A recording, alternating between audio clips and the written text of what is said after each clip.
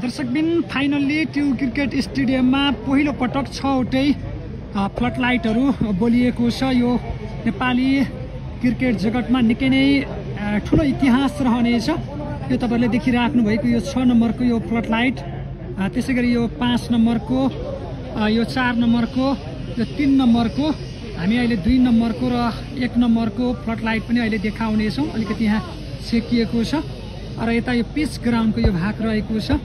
यो पिचको भाग चाहिँ अहिले यो कभर लगाएर ढाकिएको तपाईहरु देख्न सक्नुहुनेछ। भने यसरी अब यो स्पोन्सर टिमहरुको लागि यहाँ बत्ती बोल्नेछ इलेक्ट्रिक रूपमा चाहिँ, र यसरी यो ठाउँमा चाहिँ अब यो बाउन्ड्री लाइनमा चाहिँ यो स्पोन्सर टिमहरुको पोस्टरहरू टाँसिनेछ। भने अहिले ट्यु क्रिकेट स्टेडियम एउटा इतिहासमय बनेको छ। नेपाली क्रिकेट इतिहासमा यो पहिलो एउटा इतिहास लेख्दैछ।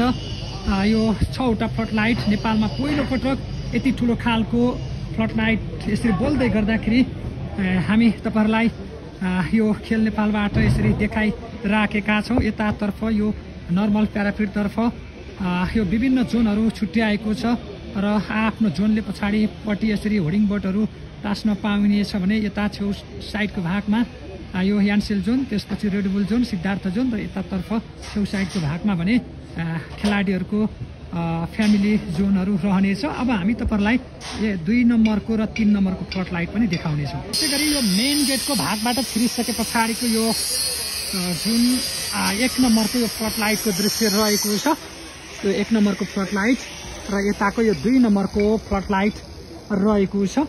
र यो देखिराख्नु भएको यो एनपिएल मालिकहरूको लागि चाहिँ यो आफ्नो टिमहरूको खेल हुँदाखेरि यो बस्ने ठाउँ रहेको छ र हामी यतातर्फबाट देखाउँदैछौँ।